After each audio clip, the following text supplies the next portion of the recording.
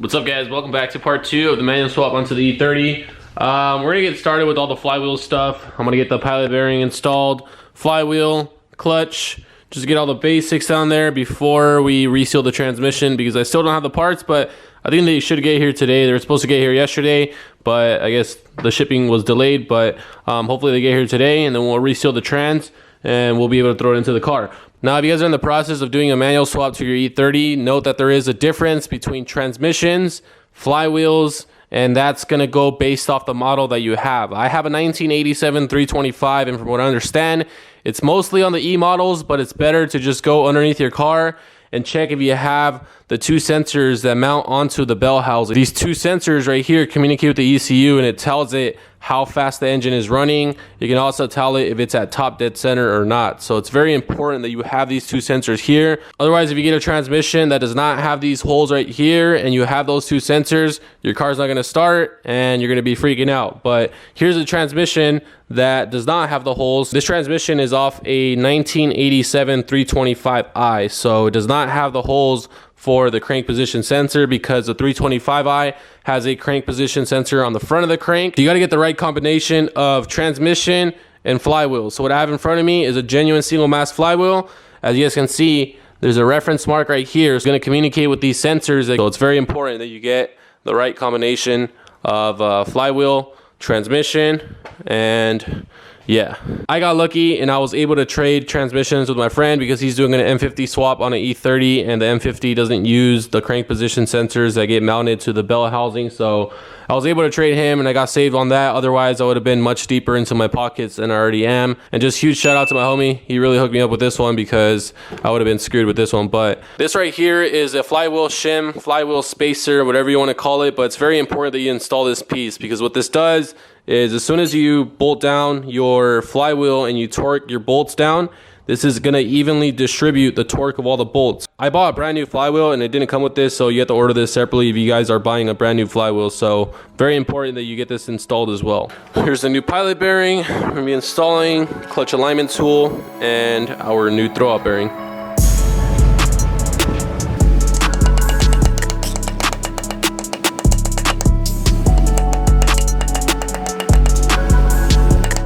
You want to get the pilot bearing in about like 1/8 of an inch, so just grab a 22mm socket and make sure it's nothing smaller, so we only hit the outer diameter of the bearing so we don't damage it.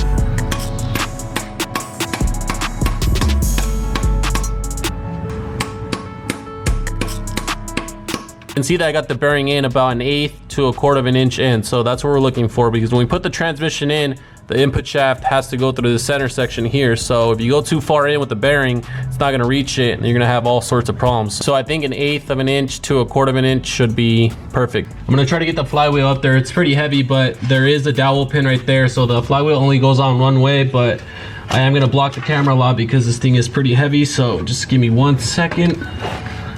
And we're gonna mount this on there.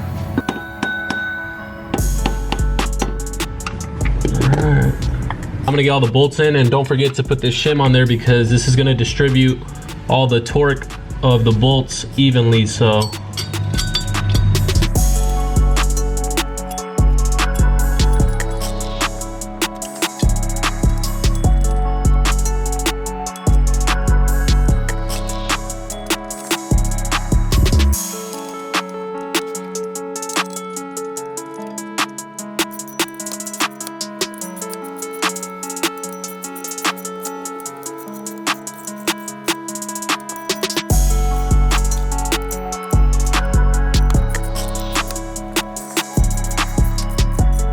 now I'm going to torque all the bolts for the flywheel. They are 77 foot-pounds, so go ahead and torque them down. I think I might need to counterhold the crank in the front because it might be too much. So let's see if it spins.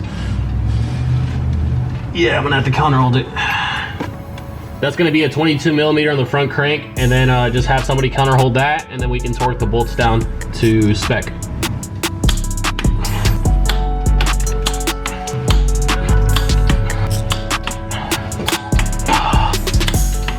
Before I install the clutch, I'm gonna go ahead and clean the surface of the flywheel with some brake cleaner. That. And just wipe it down.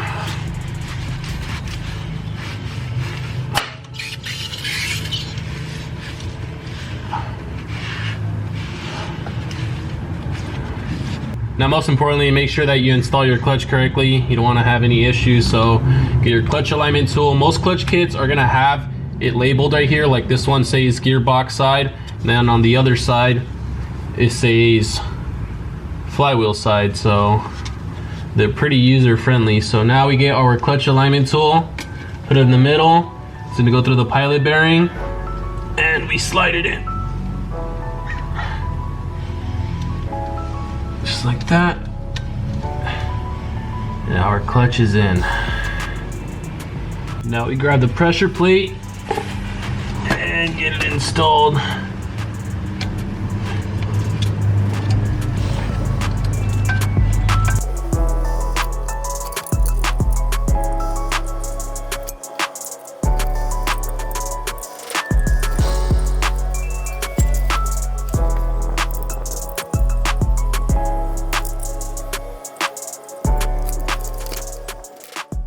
Now the torque for the bolts on the pressure plate, they are actually 17.7. I'm gonna go ahead and do 17.5 since it's so exact. I'll just stay right there on the 5 mark, and I think that should be fine. So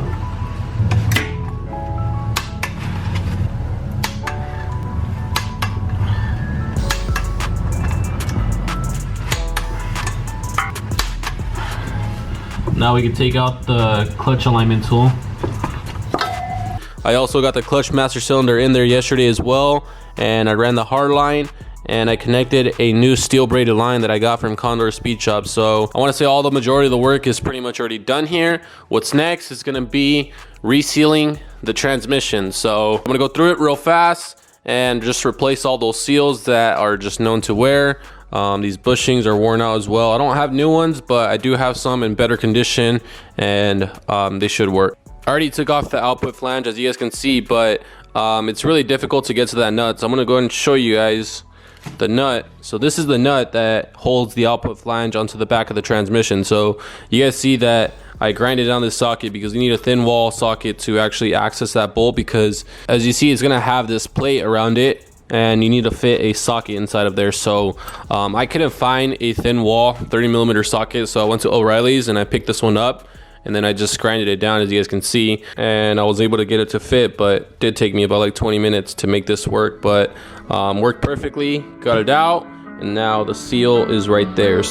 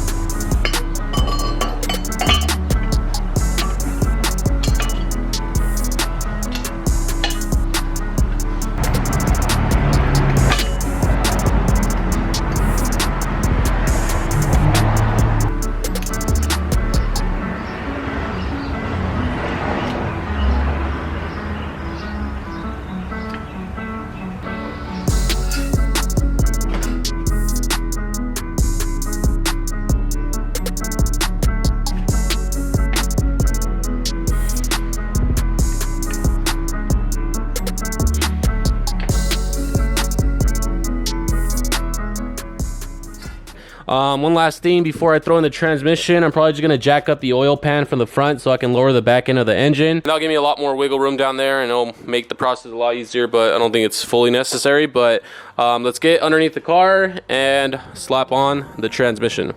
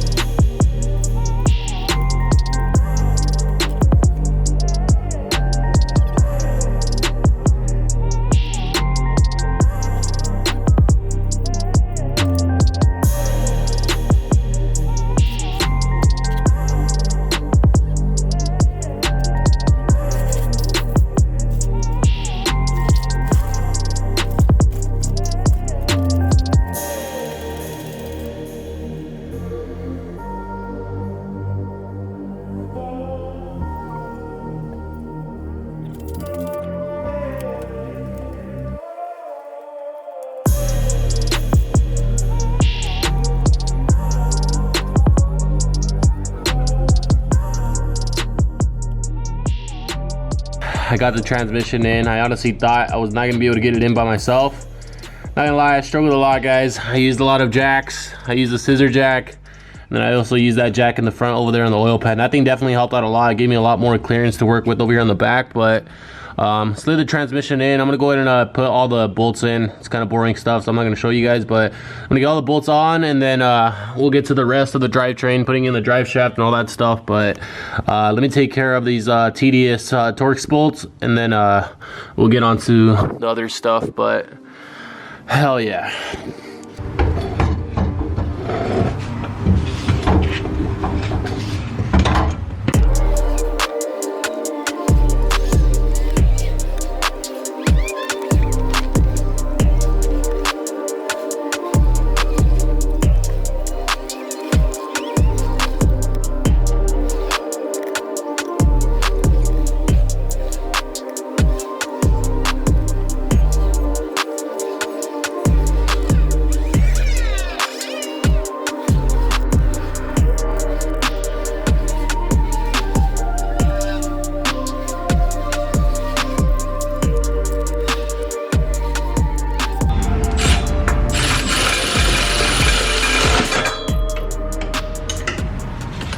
Drive shaft is on. Now I'm gonna get this piece of exhaust that I got from the junkyard. It's off of E30, but obviously it was cut off before the cap. But since my other exhaust system that I took off this car is completely rusted out, as you guys saw in the previous video, I'm probably gonna end up going like a custom route. I'll probably just do like a full straight pipe, and then I'll play with the sounds, add resonators or mufflers accordingly, and then just find something that I really like. But I think this is gonna be a pretty good starting point, and then, you know, we'll just go from there and just find something that is gonna sound good. But let's get this on there, and then we'll move on to the wiring so we get that first start going.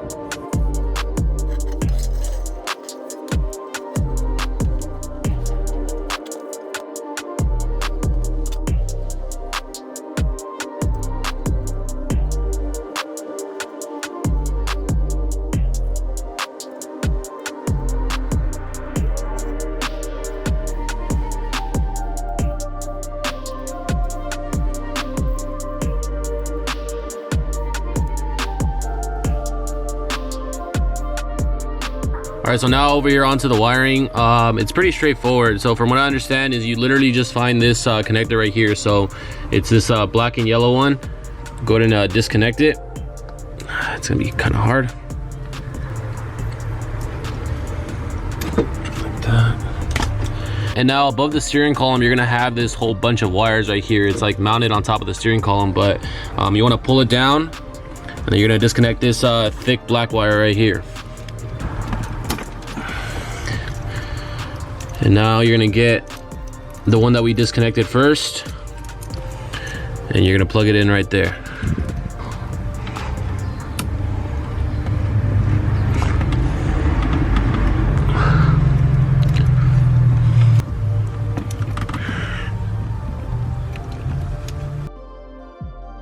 And that's pretty much it. The reverse light wiring is pretty easy. It's just a matter of just disconnecting this one. So if you have an automatic trans, if you guys are watching this video, you guys probably do, but you just have these two connectors connected together. So you'll initially have these two. I already have my wire connected right here for the transmission, but initially you'll have these two connected just like that. What you want to do is just disconnect it and then just plug in your manual transmission reverse light wiring, which I already have right here. I made my own. What I did is I cut off this connector at the junkyard, and then I just extended the wiring on it, and then I just added these two connectors at the very end, which are going to connect to the transmission. So I made mine just to save myself some money, but it is available for like 50 bucks if you guys want to just buy it and just plug it in, plug and play type thing. But I made mine super easy.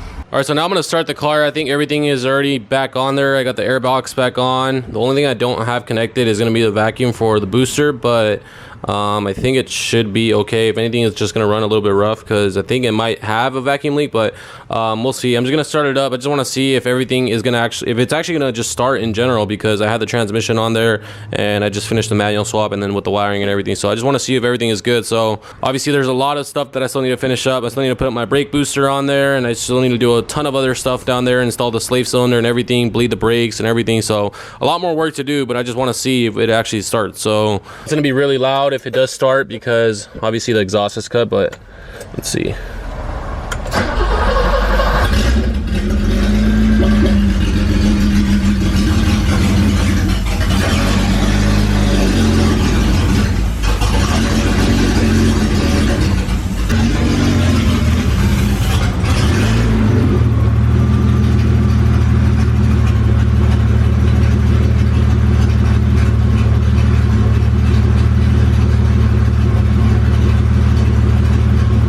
So yeah, it's a really good sign that the car actually starts. Gives me some pretty good confidence that I think I did mostly everything right. I was kind of iffy about the whole flywheel, single mass flywheel upgrade conversion thing that I did, because with the whole reference pin that the flywheel has and the two sensors that go into the bell housing, I was kind of iffy about it for some reason, but I mean, everything worked out and the car starts. So you know, the wiring was done right and everything. So car starts. Now we need to actually test it and drive it, which I'm not going to be able to do in this video because I don't have the slave cylinder installed and I can't install it until I get the brake booster in. But long story short, brake booster is being a pain in the ass. Trying to install it with the intake manifold in the way, gets kind of caught in between the strut tower and the intake manifold. So I'm gonna end up removing the intake manifold, and since I'm already gonna have the intake manifold out, I'm gonna upgrade all the coolant hoses that are there and probably just knock out my timing belt kit while I'm there. So that's replacing the timing belt, valve cover gasket, water pump, thermostat. So there's gonna be a lot of maintenance that's gonna be going down, which I'm not gonna show you guys because I just want to rip into it, finish it really fast so I can show you guys in the next video that the car is actually running and driving.